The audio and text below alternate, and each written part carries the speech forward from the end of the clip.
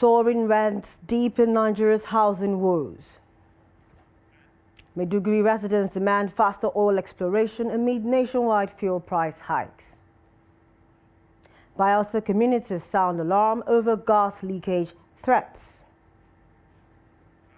On the foreign scene, civilians flee Goma as M23 army battles intensify in the Democratic Republic of the Congo. Hello and welcome to Trust News Hour. I am Chiamaka Mwafo. Now the news and details. With inflation, soaring construction costs and rising fuel prices, the cost of rent in Nigeria has skyrocketed, placing immense pressure on both landlords and tenants. In Abuja and other urban centers, house rents have become unaffordable, eating up a large portion of household incomes. In this report, Noel Sampson speaks to FCT residents about their struggles and consults housing experts for possible solutions. Inflation in Nigeria hit 33.7% by May 2024, driving housing costs up at an alarming rate, with rents consuming 50 to 60% of household income in cities like Abuja and Lagos. Noel Sampson spoke to FCT residents about how they are coping with the financial strain. Okay, I was paying 300. Now I'm paying 500 for a roasting container in Kubwa. It's just crazy. I don't even know how some people would even cope. Like for myself, I have to adjust. That has affected almost all the stratas of societies in this country, and of course, let me just say it's now becoming like times 5. Then I used to pay Waira 50,000, but now it's now 580,000. The opposite Galadima, called Shali Bwebos, called Dawaki. That's the opposite. It's just a village, but very expensive. His landlord just increased his house rent from 1.4 million naira within the Kogoma axis, Sonville axis, to 3 million naira. Lawmakers to know that they have a work to do. They have a work to do. It can increase the house, using the particular one as a case study, and to others as well. So they have a work to do. That'll be a regulation. It's not good for a tenant to enter into a house today, this year, just spend 1 year, the next year, the landlord increased. Housing experts Onoja Peter and John Biggs shared their insights on possible solutions to address the escalating rent crisis in the country. The number one major thing that affects everything is the price of fuel. If the price of fuel goes down, the cost of artisans moving to the site, transporting to the site, will go down. They will not charge high again. You understand? The cost of those traders selling goods like the cement, the iron, and everything, the cost of transportation from the company to their warehouse or to their shops, it will go down. You understand? Which will same thing apply to the cost of that goods. Government involvement and investment in mortgages, you understand. Let's start with civil servants, for instance. Look at the policies of government with regards to housing. In the last 10 years, how many houses has the government at any tier, you understand, built, mortgaged, and what funds have been made available to workers in Nigeria to be able to own their homes? You understand? So these are the things you look at, and these are the things that can control, you understand, and help to mitigate the high rising price of houses in FCT, for example. I don't know if you get what I'm saying. So we need to go back to mass housing. You understand? I'll be giving to people at mortgage level and they can pay slowly. Best at not more than 1-digit interest rate. According to The Guardian, 108 million Nigerians are without proper housing and 24.4 million people are homeless. As rent prices continue to rise, this number is expected to grow, urging the government to take immediate action. Noel Sampson, Trust TV News, Abuja. We go over to Borno State, where the residents of the capital, Maiduguri, are calling on the federal government to fast-track the completion of the Wadibi oil refinery project in the state, especially following the recent hike in fuel prices across the country. The Wadibi oil and gas exploration project, launched in 2023 under former President Buhari, was aimed at adding 3 billion barrels to Nigeria's oil reserves. Now, Trust TV's Victor Security tells us more. The recent fuel price hike from 925 naira to 960 naira per litre marks the first fuel review of the year. Nigeria has faced multiple price increase despite the revival of some refineries. In 2023, the Buhari administration launched the Wadibi oil and gas exploration project in Borno State, alongside efforts in other northern states like Bauchi, Gombe, and Niger. Some residents of Maiduguri are raising concerns about the pace of the project, urging that its swift completion could help mitigate fuel price hikes and improve the nation's economy, which heavily relies on crude oil.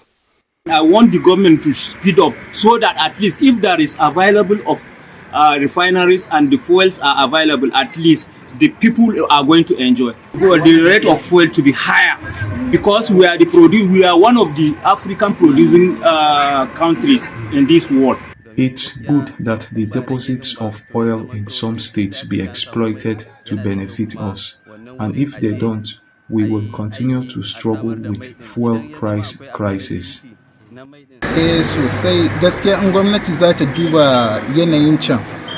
If the government will take the discovered oil basin seriously, it will really better the lives of Nigerians, and it will address inflation too.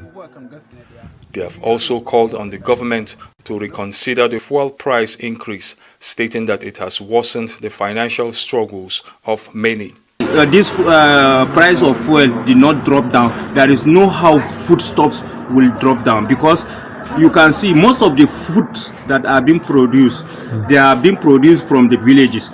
So without the fuel being reduced, there is no how the hardship is going to need the masses of the public. In December, NNPCL officials and the State Minister of Petroleum Resources visited Borno to inspect projects like the power gas plant in Maiduguri. However, the Jere oil exploration site was not among the listed projects, and officials declined to comment on the project's status. The federal government is on course. AKK is 90-something percent completed, and have been given assurance by the leadership of NNPC, led by GCO, that by next year, first quarter, it will be completed, and the economic life of the people will change drastically. The Wadibi project is expected to enhance national energy security and bring prosperity to Nigeria.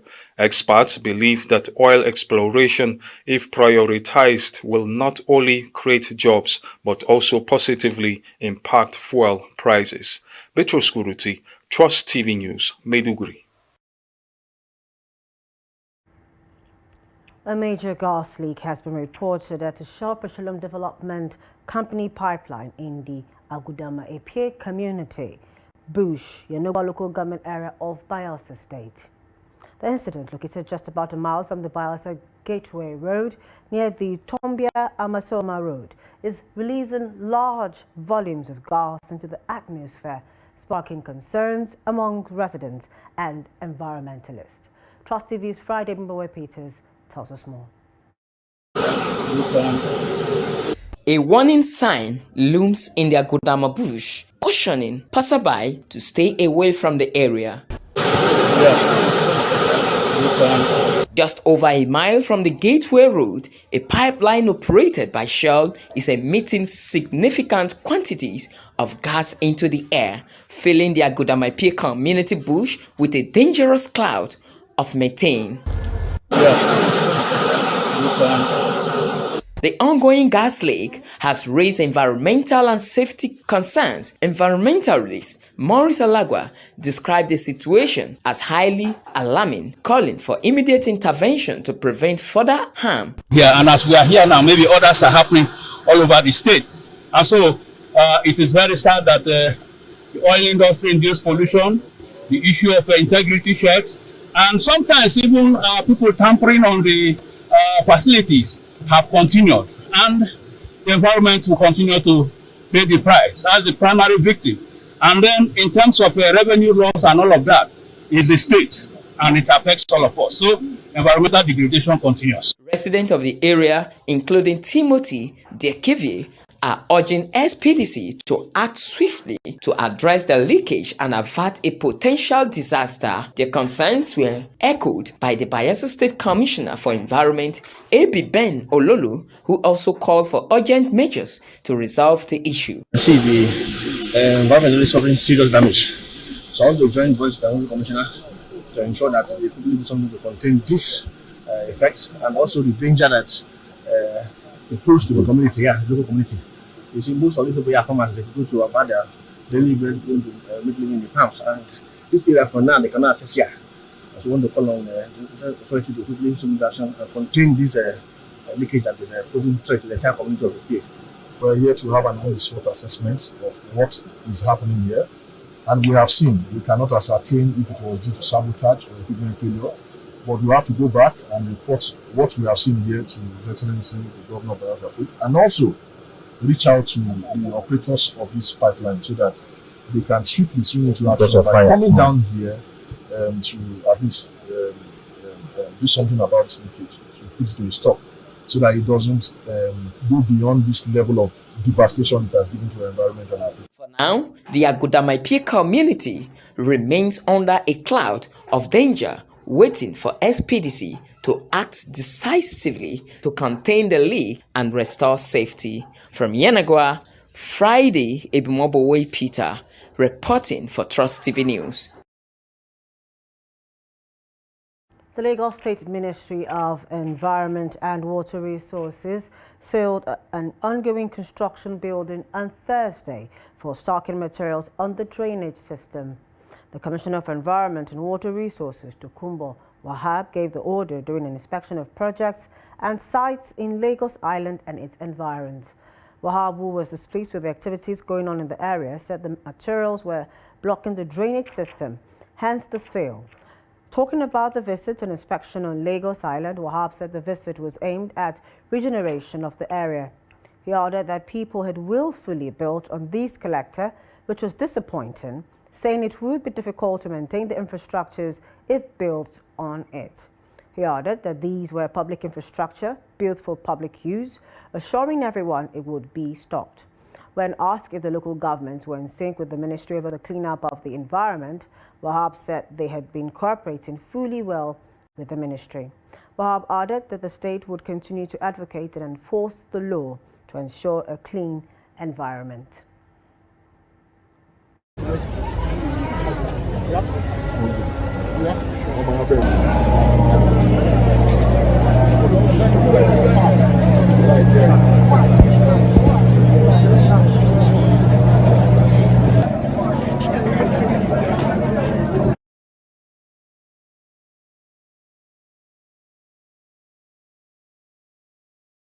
Into political matters, 14 out of the 17 members of the People's Democratic Party National Working Committee have thrown their weight behind the appeal court ruling affirming Right Honourable Sunday Ude Okoye as the party's national secretary.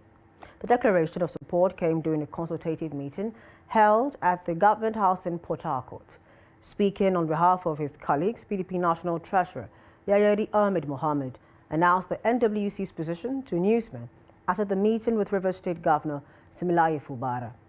The NWC also officially recognized Governor Similaye Fubara as the leader of the PDP in Rivers State, further solidifying his role in steering the party's affairs in the state. This development underscores a united front within the party's leadership, signaling a commitment to strengthening its structure and resolving internal disputes. This visit is part of the consultative meeting that the NWC is making to its leaders of the party, governors elected on the platform of the party, to rub minds together and to look at the possibility of how PDP is going to be repositioned. We came to appreciate the doggedness of the governor in ensuring that PDP is becoming more stabilized in Rivers State and becoming more focused.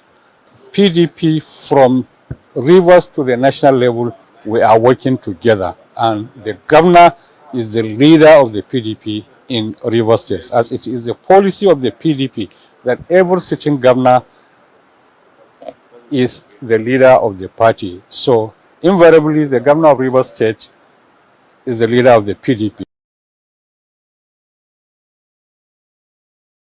Over in Kano State, the police command in the state has alerted members of the public on suspected terrorists planning to launch attacks on public gatherings in strategic locations within the state. This is contained in a statement by the command's public relations officer, SP Abdullahi Haruna, on Friday. In the statement, the police command, in liaison with other security agencies, says it had received intelligence reports of the suspected attack of gatherings in strategic locations within Kano State. He urged members of the public to report an emergency or suspicious activity to the nearest police station or contact the state command through the designated mobile phone numbers. He said that command remains committed to protecting lives and properties as well as maintaining law and order in Kano State.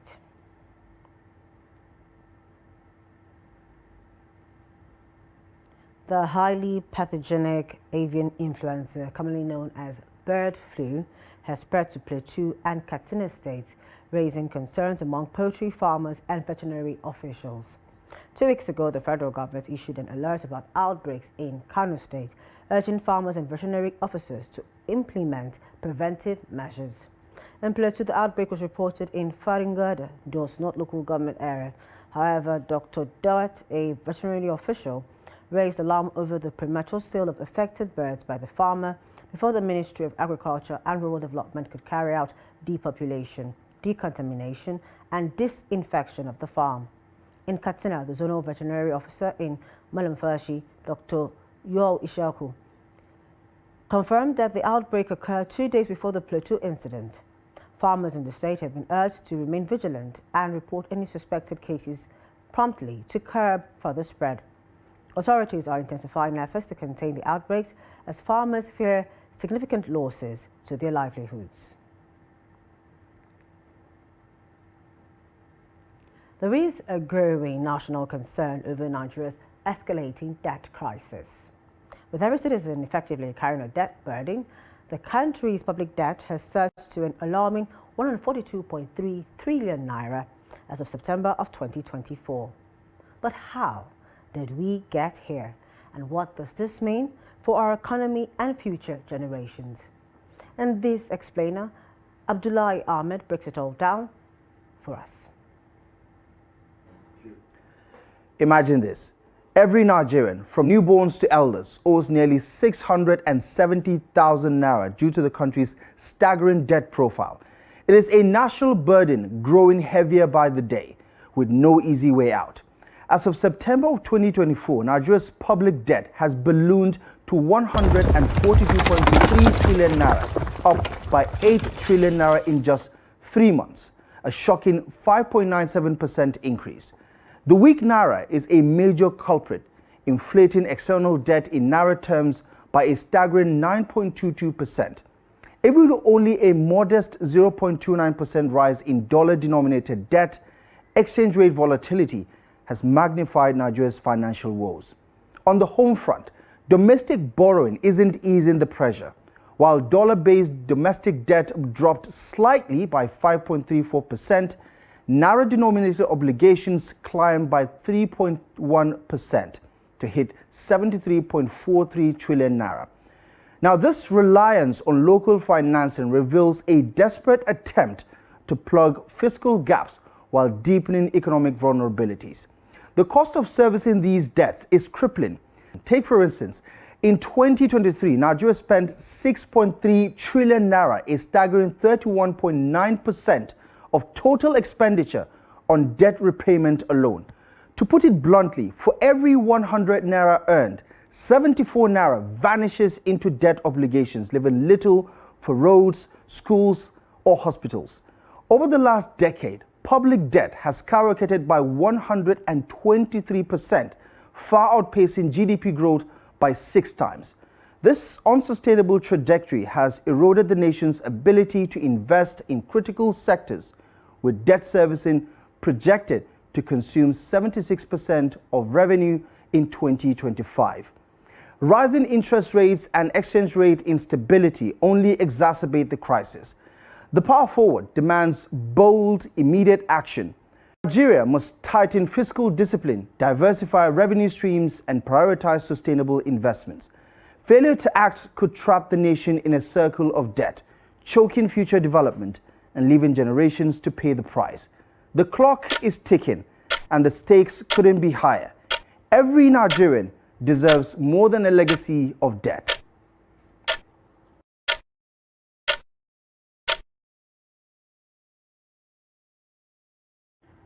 A United Airlines flight UA613 on the Lagos to Washington route declared an emergency mid-flight Thursday night.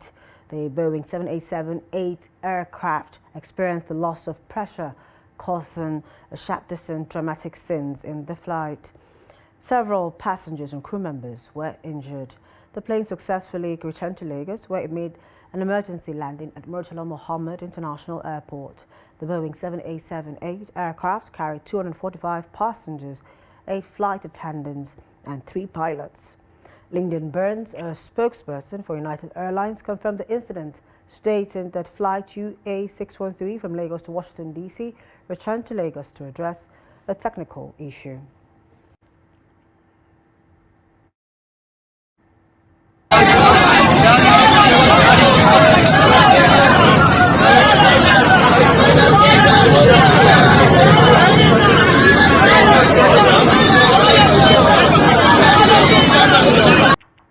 Two more stories.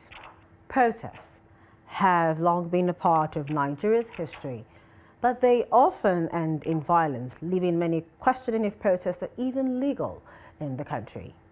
In this report, Will Sampson explores the legitimacy of protests in Nigeria, speaks to civil society and the Human Rights Commission, and uncovers the truth behind the controversial #EndBadGovernance protest. Protests are meant to express dissent, but in Nigeria, they often face brutal suppression. This raises the question, are protests legal? Nigerians have a right to protest pursuant to the Constitution. Of course, we all aware that Section 39 of the Constitution of Federal Republic of Nigeria, as amended, gives Nigerian right to freedom of expression to pass information. We've not seen the last of protests in this country. So yes, one of the I think the first prof mentioned, there are various ways of protesting. Okay, there are various expressions that you can use to protest. So of course, there will always be discontent. There's always be dissatisfaction. So why have mass protests been met with force since colonial times? And what can be done to make them peaceful? People don't want to hear the scorecard, especially when they fail. If people were protesting to dance, that's why when you always see when government organizes counter-protesters who are clapping and dancing in favor of government will fund that. The Constitution of the Federal Republic of Nigeria, the Criminal Code Act, the Penal Code, as well as the Public Order Act.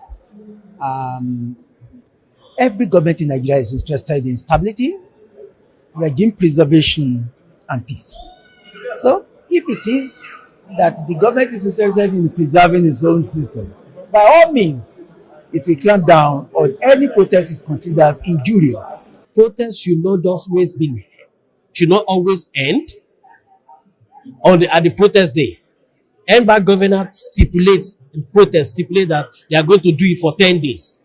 After the 10 days, what happens? So our recommendation is that protests should not always end on the day. While are we taking it further? And that is where we also recommend the structure of leaderless structure may not on its own work, because we may also need leadership that we engage. After we leave the streets, what are we doing? I think that when going to protest, it is good that there should be a leadership structure that should convey the message where there will be proper coordination. Because when a protest is national, you must have other people that are in other states that can take instructions from the leaders.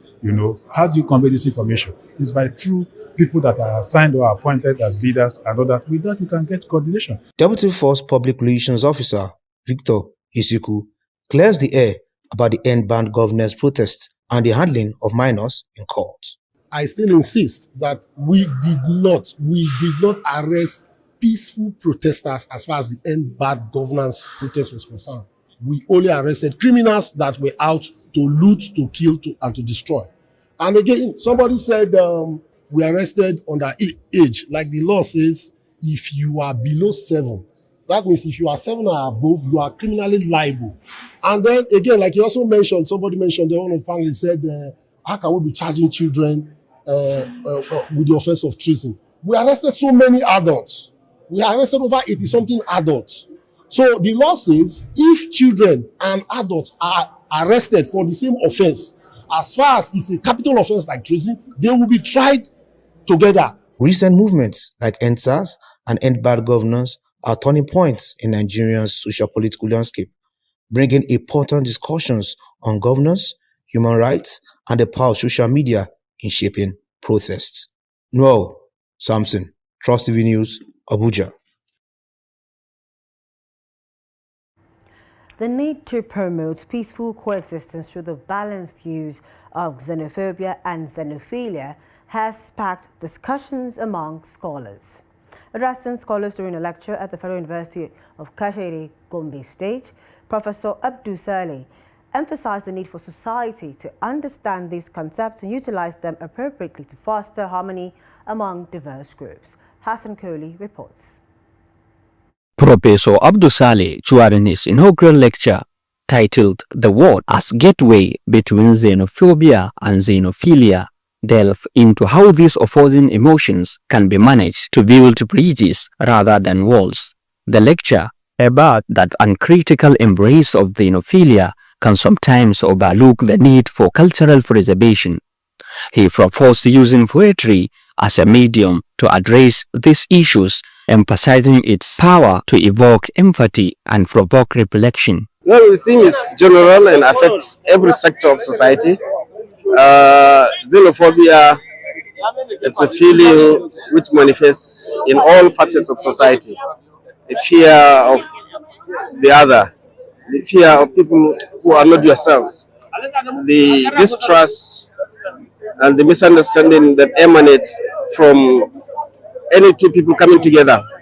The problem has been rampant, particularly in nations like Nigeria, where two people cannot meet without distrusting each other because they come from different regions or from different tribes. Participants at the lecture share their perspectives on the themes of coexistence, tolerance, and mutual respect. Well, it's a very impressive topic and it's apt, I believe, because it's high time we know about these two terms, these two words, because yes, currently we are facing these two terms at the same time, was xenophobia and xenophobia, both of them. In fact, we have a lot of phobia for so many things, yes, against other races, as well as we have phobia. That's the opposite of xenophobia. That's what I can say. Yes, so it's timely and apt to the presentation. From the onset, I didn't even know the topic and all of that. But when I saw it was interesting, that's why I came for the inaugural lecture, and I've learned what I've not known about it. And it has improved me in a way that the fear in me will vanish at a point of time. I don't have to be afraid whether I am this or whether I am that color and all of that. In that lecture, he tried to actually connect, the poets, meaning those that write poetry, and also their understanding and their conceptions about what xenophobia is and what xenophilia is. So the xenophobia is actually the fear, the discomfort, and then the xenophilia, because that philia is from the Greek, which means love. So xenophil, the love of the people. The event concluded with a call to action from Professor Saleh, urging policymakers, educators, and community leaders to adopt creative approaches like poetry and dialogue to address xenophobia and promote inclusion. Hassan Kohli, Trust TV News, Gombe. The Nigerian Education Loan Fund, NEL Fund, says it has disbursed a total of 116.184 billion naira for upkeep of students across 176,252 beneficiary institutions in the country. The Education Loan Fund was, however, allocated a paltry 58.4 billion naira in the 2025 budget. The Managing Director of NIL Fund, Akintunde Sawyer, who stated this in his presentation before the National Assembly Joint Committee on Tertiary Institutions and TED Fund during budget defense session, however, clarified that out of the 116.184 billion naira, 37.7 billion naira was expended on institution loan. According to him, a total number of 352,796 students applied for the loan, while 108,484 were given.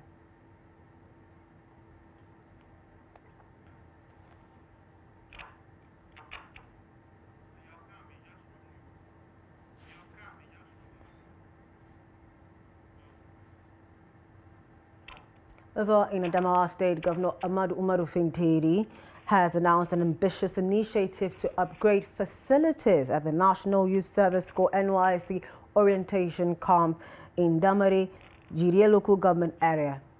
The renovation aims to create an enhanced environment conducive to learning and development for corps members. Gibson Swadigo reports. This is the 2024 orientation course for 1,700 batch C Stream 2 corps members deployed to Adamawa State. During the event, the State Chief Judge, Justice Afsat Abraman, represented by Justice Helen Amanjora, administered the oath of allegiance, symbolizing the corps members' commitment to service and community engagement. The NYSC State Coordinator, Ateli Samson, applauded Governor Fintiri for his unwavering support. This included a generous donation of 50 bags of rice, 10 cows, and 10 jerrycans of oil to ensure the welfare of the corps members. He also highlighted the governor's recent policy to increase corps members' monthly allowance to 20,000, along with improved feeding arrangements at the camp. To crown it all, His Excellency has taken a significant step towards improving the NYSC camp facilities in Damara. Governor Fintiri, represented by Dr. Edgar Amos Sunday, the Chief of Staff of the Government House in Yola, described the orientation program as critical for preparing corps members to contribute meaningfully to national development. He also noted Adamawa's favorable climate as a key factor attracting investment and entrepreneurship to the state. As I welcome you to the land of beauty, I regard you as our strategic partners in the execution of our people-oriented policies and programs, particularly as regards to education, healthcare, agriculture, and rural development. I therefore enjoin you to put in your best in helping us to achieve the objectives of these programs. My dear compatriots, your security is dear to us. Earlier, Barrister Wali Yakubu, Chairman of the NYSC State Governing Board and Commissioner for Youth and Sports Development, expressed optimism about the positive experiences awaiting corps members in Adamawa State, underscoring the government's commitment to their success. Gibson Soadugo, Trust TV News, Yola. Still staying with the NYSC, the permanent orientation camp in Katsina State has been thrown into darkness despite the approval by the state government to install solar-powered lights. The approval, which was given by Governor Dikko Umar Radda to the state's Rural Electricity Board for the installation of the solar-powered lights in 2024, has not been actualized. Here's more.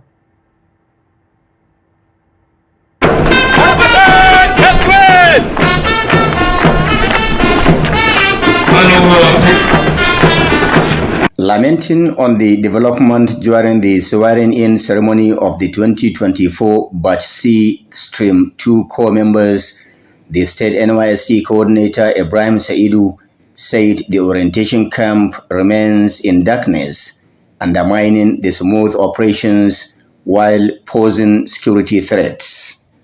The Katsina State NYSC coordinator appeals to the management of the State Rural Electricity Board to implement Governor's approval for the installation of the solar lights in the camp for enhanced illustration. As the camp is run on collective wisdom, board members will be opted immediately after swearing-in exercise into various committees. These include food committee, social, sanitation, health, sport, security, and orientation broadcasting service, ODS. On behalf of the government and good people of Katsina State, I welcome you warmly and urge you to feel at home. We in Katsina State are NYSC friendly, and I want to assure you of a conducive atmosphere throughout your service here. In the course of this orientation exercise, you will be introduced to various issues bordering on good governance, national security development, as well as the economy. Saidu, however, said 1,292 core members, comprising 807 males and 485 females, have so far been duly registered for the 21-day orientation course in the state. He, however, appealed to the core members to feel at home, as Katsina people are hospitable and generous. While wishing them a successful orientation, the NYSC coordinator urged the new core members to respect the cultural norms and values of Katsina people for the scheme to achieve its objectives.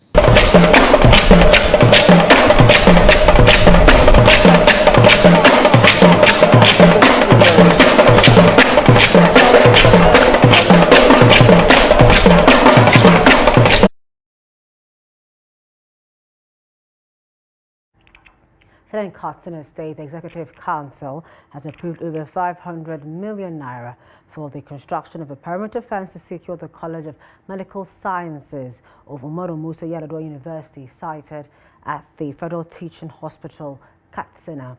The Permanent Secretary, Ministry of Health, Ahmad Tijani Hamza, disclosed this at a press briefing shortly after the council meeting. Here's the report. The briefing was coordinated by the Katsina State Information Commissioner Bala Salisu Zango, who said the Executive Council meeting received reports on the performance of each of the ministries and agencies in 2024. This followed directives to that effect by the State Governor, Dikorada. As usual, we are here once again today to brief you on the outcome of today's Executive Council meeting, which is the second regular meeting of the State Executive Council held today. The establishment of the college was among other measures adopted by Governor Dikorada to produce indigenous doctors that will cater for the healthcare needs of patients in the state. So this construction of the hostel is still in fulfillment of the requirement of National Universities Commission that the College of Medical Sciences should have a perimeter fencing in order to ensure that the medical students are protected. We have hostels, male and female hostels, that are supposed to be protected, and an administrative block. This construction has been approved by the State Executive Council under the chairmanship of His Excellency at the cost of 500,804,306 naira. Meanwhile, the chief economic advisor to the governor, Noura Khalil, said the council has discussed various policies designed by the current administration through his office that aimed at improving the state's economy. The third thing, of course, is the PPP. The policy was passed. KIPA is now in charge of centralized public-private partnerships across the state.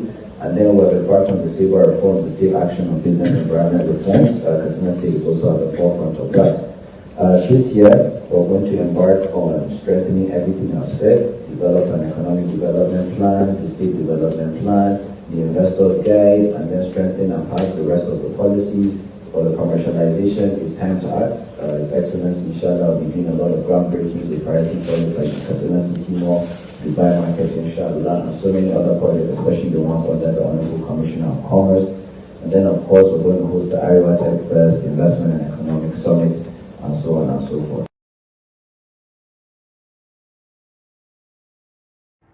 It's now time to join Yusuf Akogu for Stock Market Update.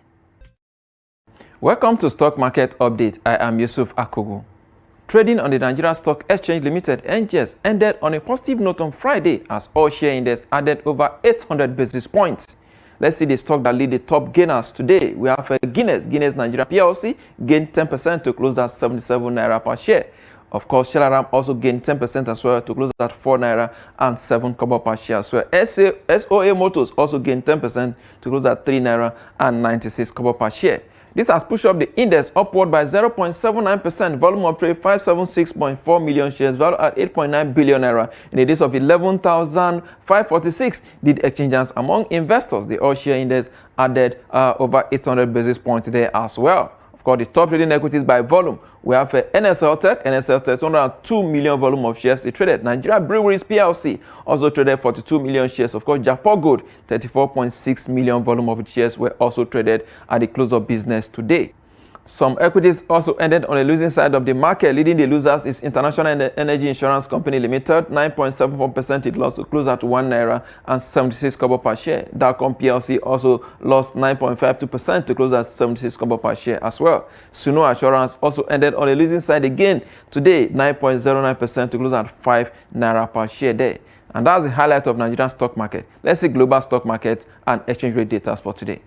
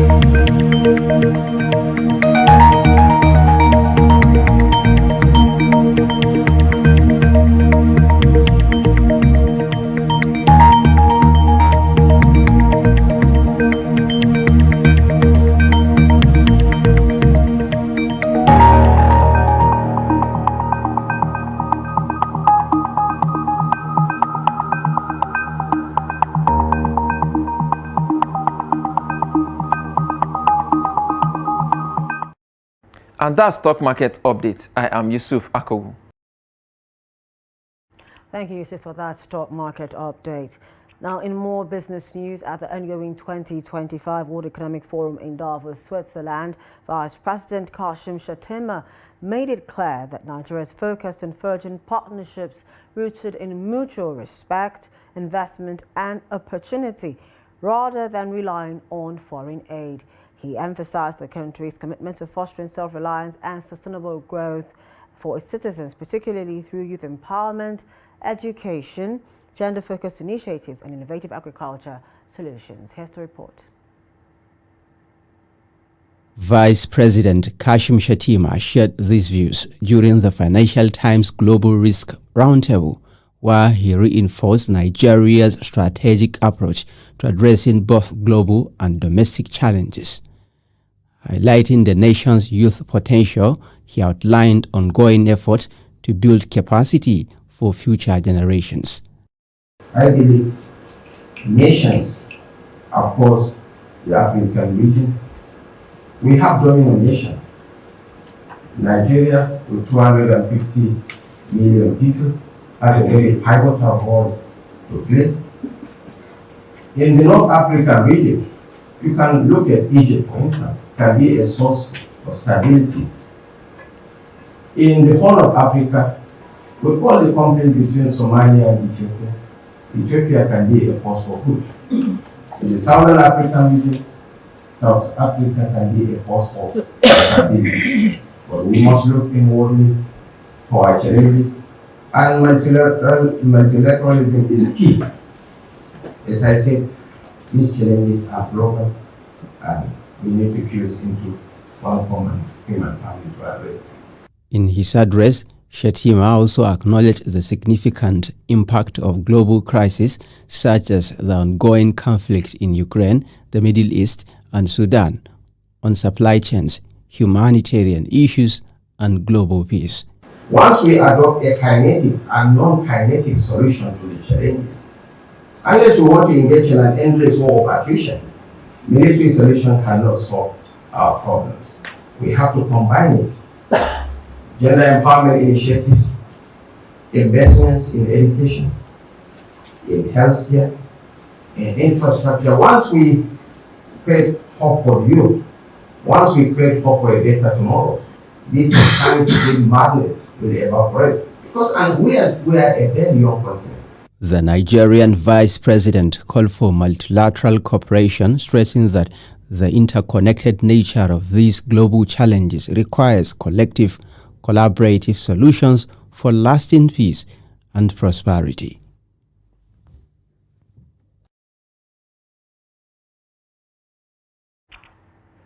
On the foreign scene, civilians have been fleeing the Nzulu camp for displaced people outside Goma in the Eastern Democratic Republic of Congo as fighting between M23 rebels and the Congolese army approaches the provincial capital. The camp is filled with internally displaced people who have already fled at least once in the decades-long conflict that has created one of the world's largest humanitarian crises. But amid an uptick in fighting between the Congolese army and Rwandan-backed M23 rebels, they believe it's no longer safe to stay. Congolese authorities said that M23 has seized the town of Minova, a key supply route for Goma, just 40 kilometers away. They have also reportedly captured several mining towns in the region. The United Nations on Monday said more than 237,000 people have been forced from their homes in the mineral-rich region since the start of the year. We're fleeing, but we don't know where we're going because everywhere the bombs are following us. We're fleeing because we noticed that the rebels have just taken the Ngwiro Hill. They're already close to here and we expect to receive a lot of bullets. That's why we decided to leave the camp and flee. We just learned that the M23 arrived in Ngwiro and we decided to leave the area because bullets and bombs are falling. We're afraid.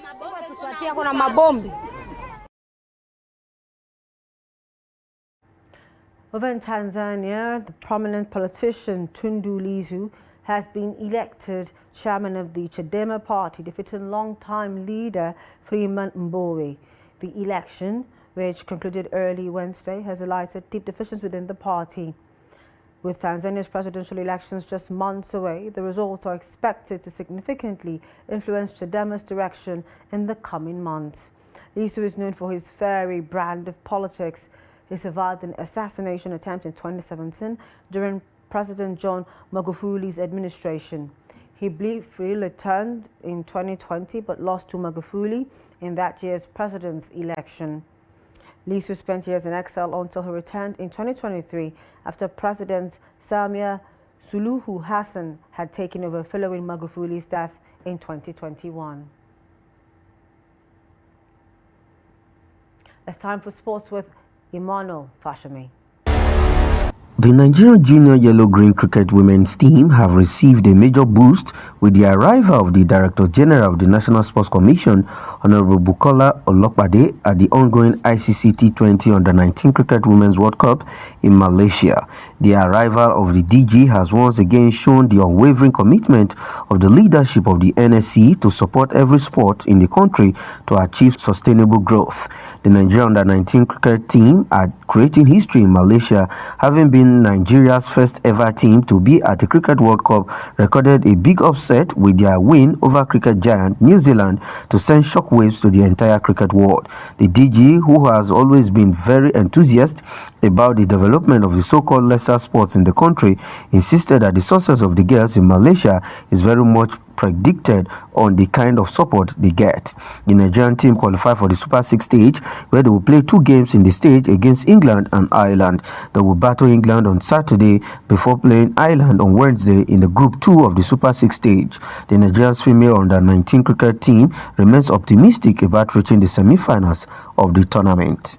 The organizers of Nigerian Premier Football League (NPFL) has threatened to revoke the provisional approval granted Kano Pillars to host matches at the Sani Abacha Stadium in Kano. The NPFL directed the club to ensure that the stadium floodlighting becomes functional henceforth, whereas the management of Kano Pillars promised to fix the floodlight upon approval to return to the stadium last November. The NPFL warned that should the floodlighting not be functional for the team's next home fixture on March the 22, Kano Pillars will play home games at any approved venue. Say Mesugida, as they are fondly called, played their home games at nearby Mohammed Diko Stadium, Katsina, earlier in the campaign. The four-time NPFL champions will host Ekanemi Warriors at home on Sunday in March the 20 of the league. And that is what I am Emmanuel Fashion. With that, we've come to the end of News Hour tonight on Trust TV. For more of our news, programs and documentaries, do want to follow us on our social media platforms and on our YouTube live stream. I am Chiamaka Nwafo. Thank you for joining us tonight. Good night.